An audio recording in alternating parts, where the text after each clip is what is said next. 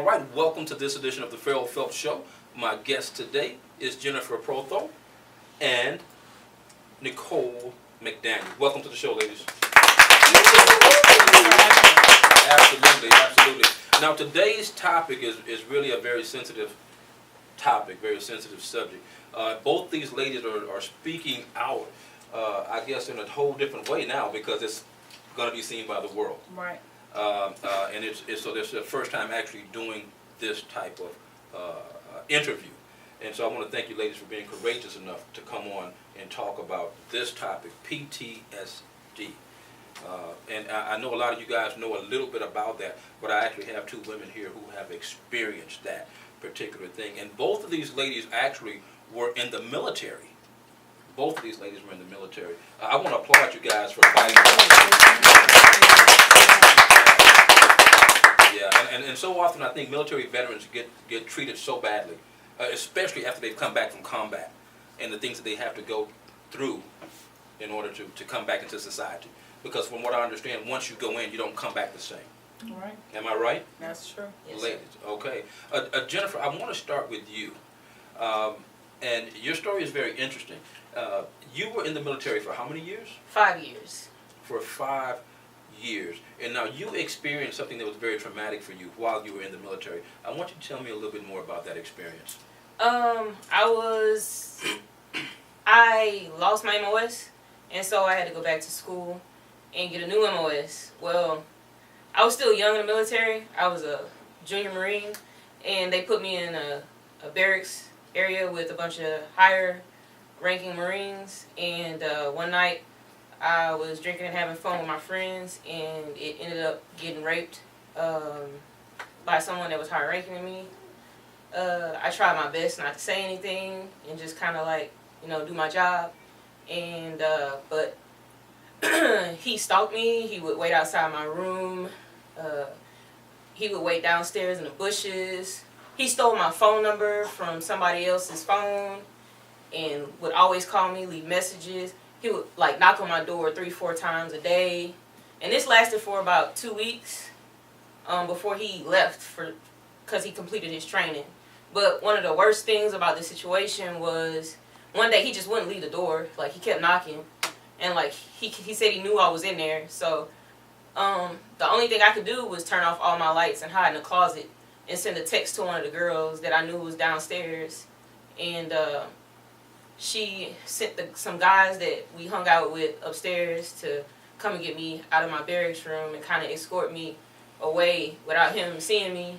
One of the bad things about this situation was I wasn't the one to come forward and say anything. I kind of had my hands Tied to a degree. Tied to a degree, like you said. The girl that I called, she ended up a few days later, or maybe the same day that he left, she told my chain of command, and they they quarantined me, questioned me, and I kind of just broke. I really didn't want to say anything because I seen what happened to other girls that when they said anything, and I mean once I broke, once I said what I had happened, I mean I was just the next number for it to happen to. And that's the sad part when you become just the next number that it happens to. And as a result of that, when you came back out into society, how did you deal with life? Well, I mean, I even struggled with it while I was in, because I think I was only in for about 1.5 years when it happened. And I had 3.5 more years left on my contract. So, at first I drank a lot. I went out. I was angry. I lashed out a lot. I hurt people. And then I kind of found salvation in my job. I just put my head down and worked and learned as much as I could, and I just worked as hard as I could, and that helped a little bit at the time. But when I got out, I didn't have that coping mechanism of working. I tried going to school when I came home, and that didn't work. I couldn't focus. I was having nightmares. Just a lot of stuff that comes along with PTSD, panic attacks and things like that. It just all came crashing down on me once I got out because I didn't have my coping mechanism of work. And so basically the work kind of kept you from thinking about everything that would have been going on, or that had happened rather. Yes. And you just focused on that. Yes. Okay. And then I know that something else happened with you as well, a couple of months ago. Yes.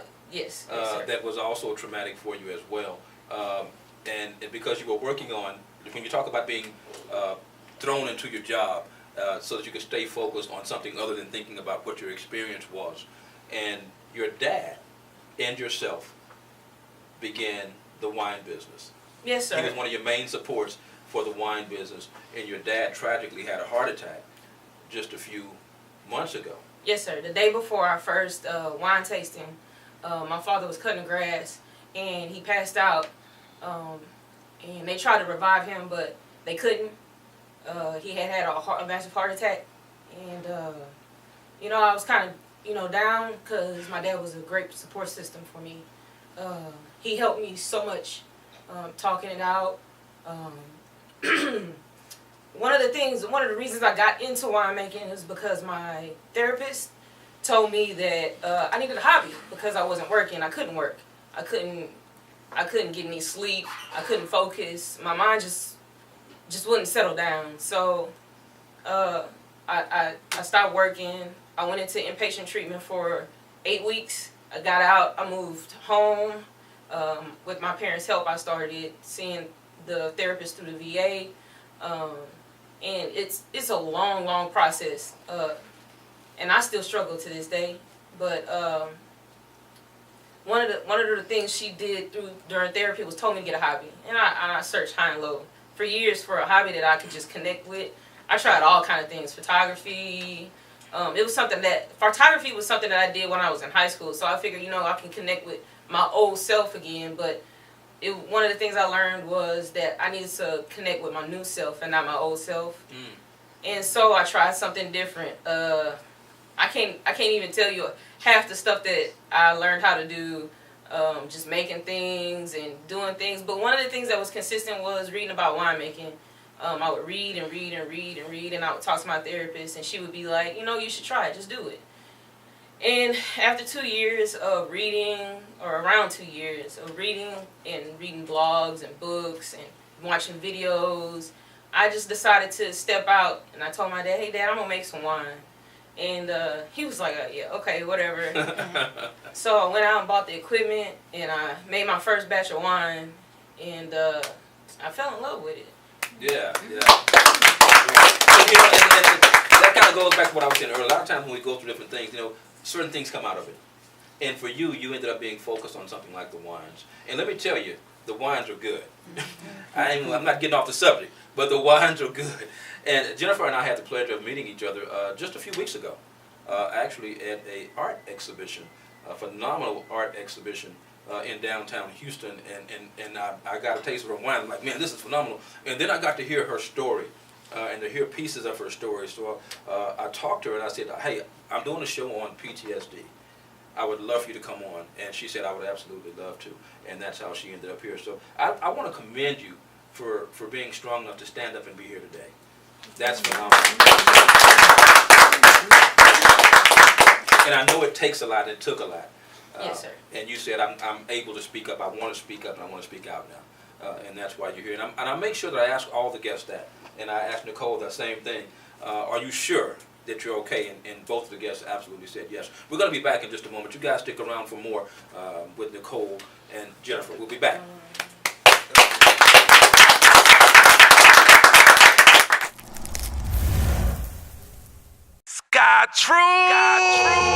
Sky Trues Custom Eyewear has taken the world by storm.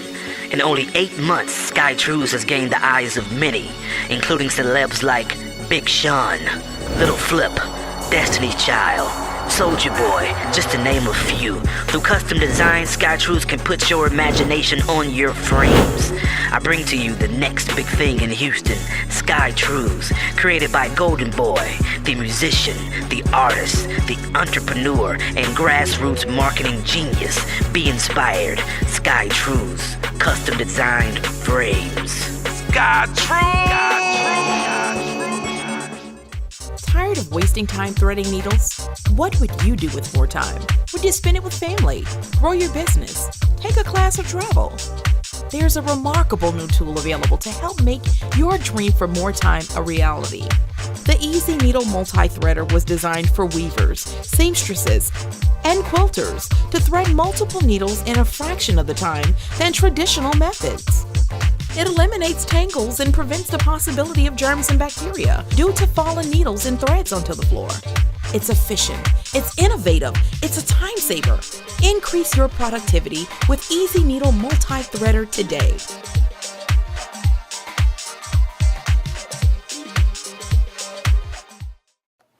All right, welcome back to this edition of the Ferrell Phelps Show.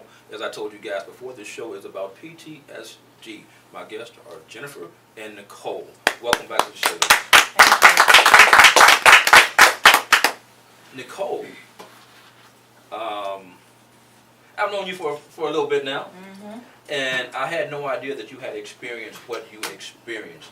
And when I heard your story and heard the things you, I was like, wow.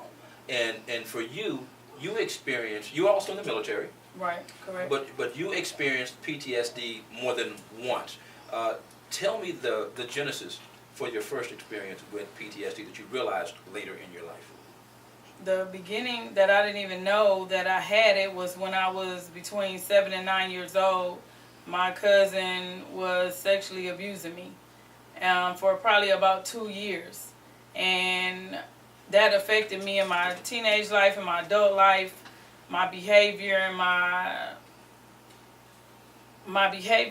actions were just reckless because of what I went through as a child, because I was so young and I didn't know what was going on. So that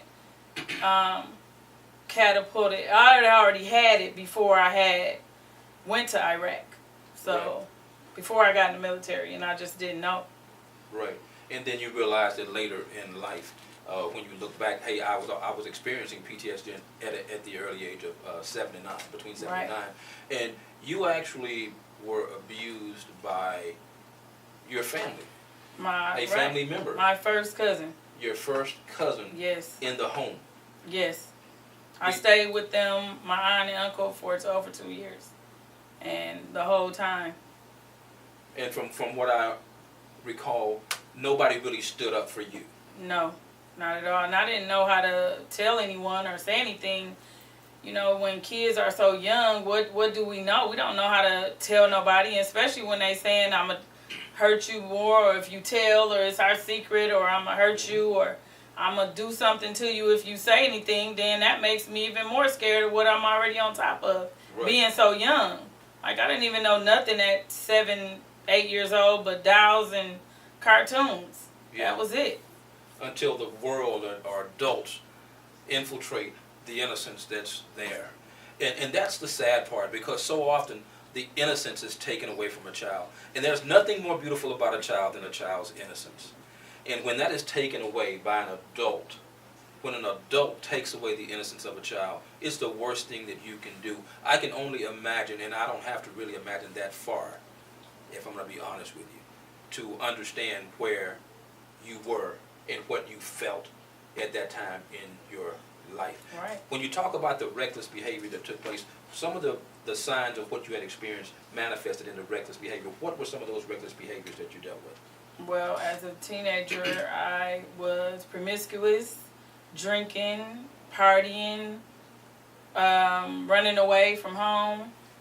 I was raised by my grandparents, and I just took advantage when I could, and I just did whatever I wanted and had people over, and when they wasn't home, and just left when I wasn't supposed to, just doing all kind of things that Acting out. Because it was a effect that I found out later through therapy was caused from from that time. Exactly. Yes. And when we talked about it, you mentioned how the adults that could have done something really didn't. No, they didn't. They didn't And speak up. even to this day, there is like a level of denial. It seems like It is just like you said in that it's family secrets. They don't want to tell anything or help anything because everything is a secret. When it's not, it should be exposed, and they should be in prison or in jail or somewhere because something should be done. Because these kids are just I could have went a different route and could have took my life, and I tried a couple of times, but I just persevered. Right. And so I remember we were talking about that, and you talked about the suicidal part. And what was that experience like for you when you basically woke up to that experience? When you woke up and realized, I just tried to kill myself. I just tried to take my life. What did you feel in that moment? In that moment, I just And felt... how old were you? I was... The first time I was like 20. I was 20 years old the first time. And I just felt helpless and hopeless, and nobody cares. Nobody's going to miss me. I just felt alone, and I didn't have anyone to turn to. Wow. So it was just sad. It was hurtful. Right. And that's the sad part for a lot of the kids, because they feel like they're by themselves. Everybody feels alone in the process, and they feel alone because they've been threatened. Number one, they can't say anything. So they're living their lives in this big secret, and it's about the family, And so when you're talking about somebody that's that close to you, that hurt you, these are the people that are supposed to protect you, that are supposed to love on you, that are supposed to teach you the ways of life and be there for you in times of need, and they're taking advantage of you as a child, and I think that's horrible. Yes. And not only that, but when nobody says anything, the perpetrator gets the opportunity to continue doing the same damn thing over and over again to the kids that are in those households. How fair is that? Because none of these adults are standing up and saying anything. Right. They're just allowing it to happen. And I bet you, it wasn't just you, Nicole. No, it I bet you it wasn't just you. No, it was not. I found out later in life, in my adult life, talking to other family members, that it happened to them too. To some array, it may have not been as far as they did with me all the way. But it might have got started and they ran, they told or something, or it could have went to the second step. But they did tell me, we all did share some stories, my family member, other cousins. And that's really unfortunate. And one of the things that we talked about, that you and I talked about, was the fact that it wasn't just touching. No. It wasn't just touching. It wasn't just feeling. It went all the way. And that was for a 2-year time period, repeatedly at various times throughout the duration of that. And I'm talking about that because Nicole gave me permission to talk about that. I want to preface this by saying that. Nicole gave me permission to have this conversation, and that's why we're having conversations like this. And the purpose is to heal and to make a difference in somebody else's life who is experiencing the same thing. And I guarantee you, there's millions of women just like Jennifer and just like Nicole that are going through the same thing, but they've not spoken up yet. Again, I want to commend both of you beautiful ladies for stepping up like you are. Thank you so much. And it's so funny because, we look at people on the outside, but we don't see what's on the inside. When you look at Jennifer, when you look at Nicole, you see them two beautiful sisters. I mean, they bad to the bone. They got the shapes, they got the pretty faces, all of that. And you don't know their story. You don't know what they've experienced and what they've gone through. And when you talked about experiencing it at an early age, and then we talk about going into the military. Right. And then you experienced it all over again because of what took place in the military. And it wasn't a sexual thing in the military. No. It was what you witnessed in the Iraqi war. Right. And what you saw and experienced in the Iraqi war. We're going to talk a little bit more about that, you guys, in just a moment, so stick around. We'll be back in just a moment.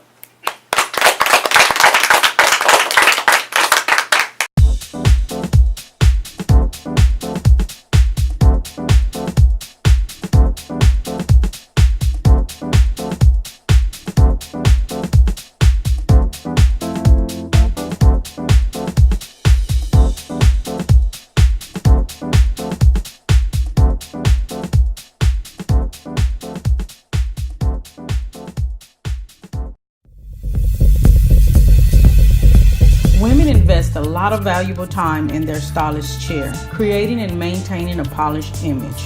Having been in the beauty industry for over 35 years, I have witnessed this investment firsthand. I knew that this was not the kind of experience that I wanted to provide for my clients, so I created a better way.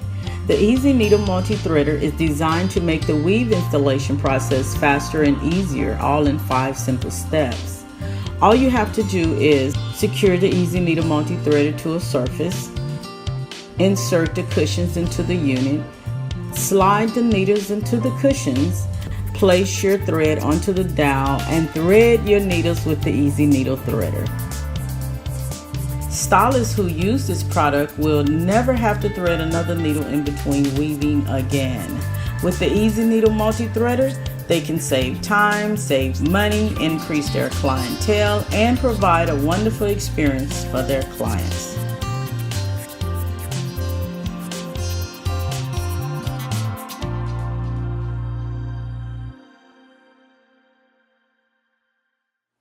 All right, we're back. As you guys know, I'm with Jennifer and Nicole, and we're talking about PTSD. Both of these women have experienced it in different ways and are still dealing with it. We're going to come back to you in just a second, Nicole, and I wanted to say something to you. We talked about your therapy. Yes, sir. How important was the therapy for where you are right now? Had you not had the therapy, where do you think you'd be right now? To be honest, the VA is a broken system. If you really seriously have problems, it's hard to get in. You can kind of feel abandoned, which makes your situation worse because PTSD is a combination of depression and anxiety. And depending on your level of depression at that moment or your anxiety at that moment, you don't know how volatile you are. So you really need to be able to have access to your doctors when you need them. And with the VA, it's not as easy. But what I really found that helped was talking to your family, finding somebody that will listen. I had an uncle that started to help the process along. I would call him and I would talk to him, and he would give me ways to rethink about things. Because like with PTSD and how I hid it for so long and how I struggled with it myself for so long, I just started to distrust people. Like, I pushed a lot of people away.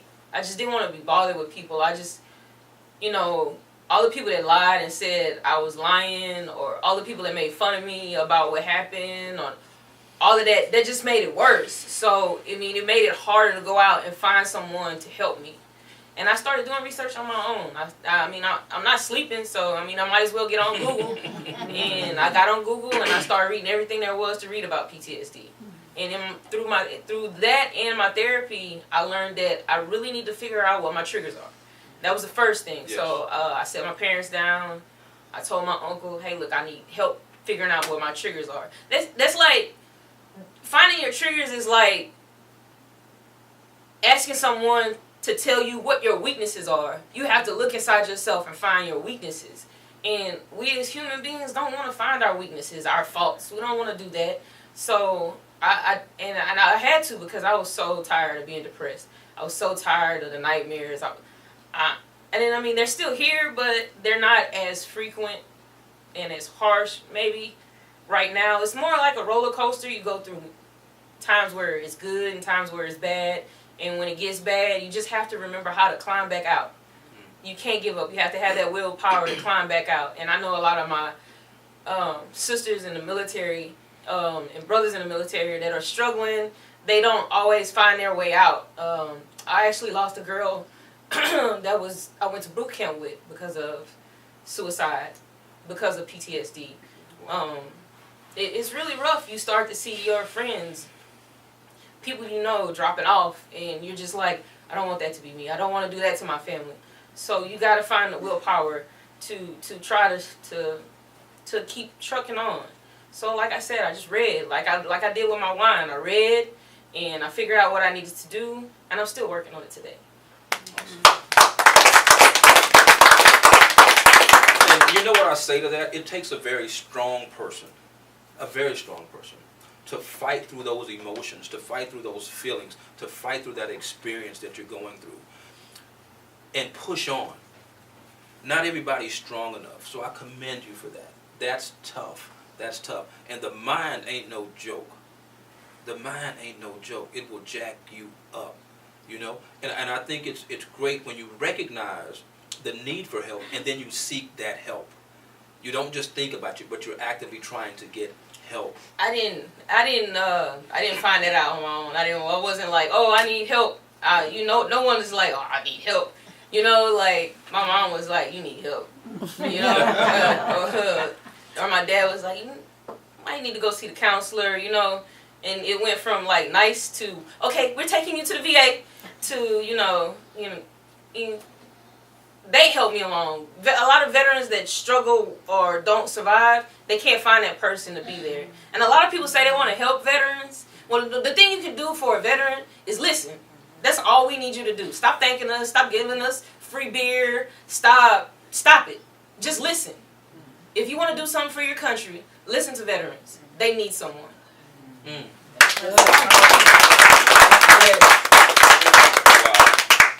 And that's, I love what you just said. Listen, and it's so important that we are surrounded by people that will listen to us.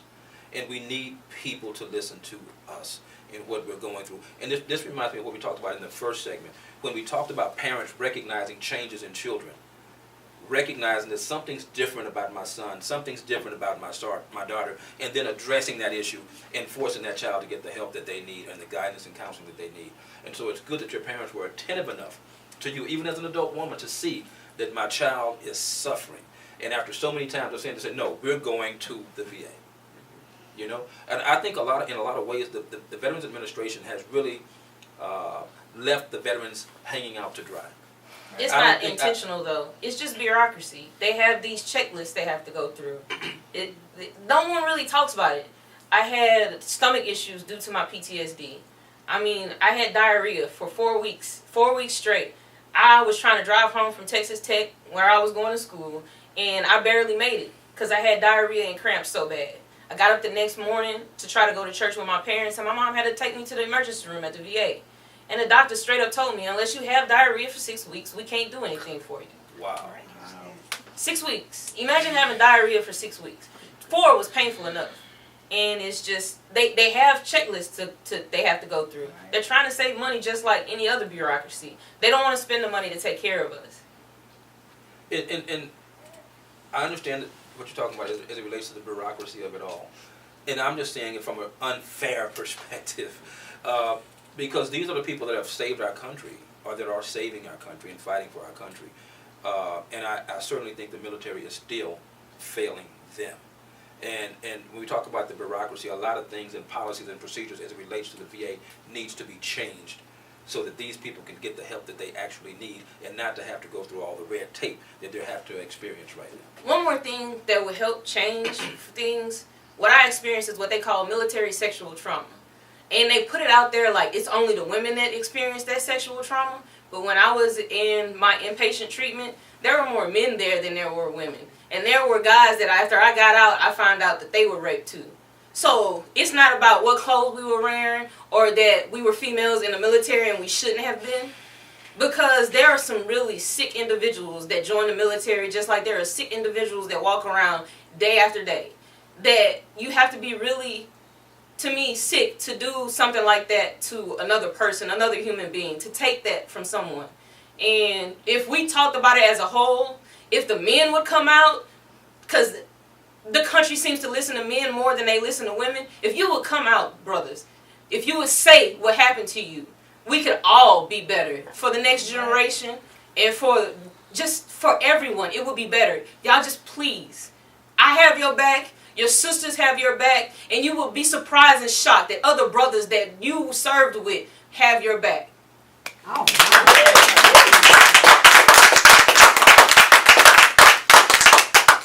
That's what this is about.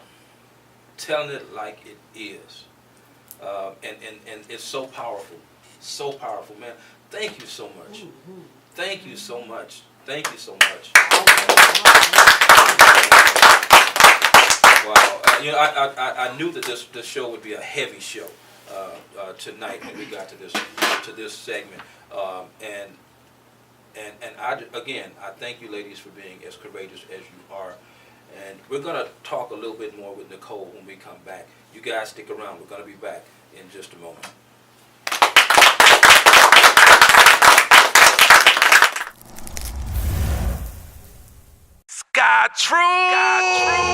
Sky Trues Custom Eyewear has taken the world by storm. In only 8 months, Sky Trues has gained the eyes of many, including celebs like Big Sean, Little Flip, Destiny's Child, Soulja Boy, just to name a few. Through custom design, Sky Trues can put your imagination on your frames.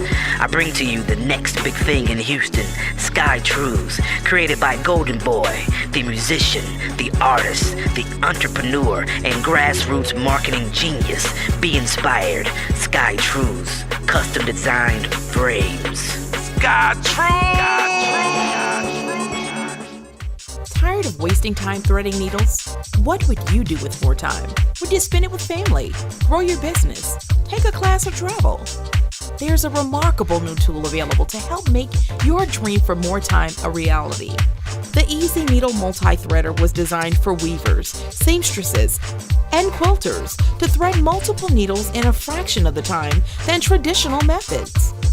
It eliminates tangles and prevents the possibility of germs and bacteria due to fallen needles and threads onto the floor. It's efficient, it's innovative, it's a time saver. Increase your productivity with Easy Needle Multi-Threader today.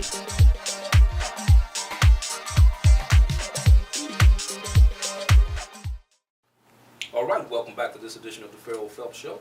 As you guys know, we are talking about PTSD.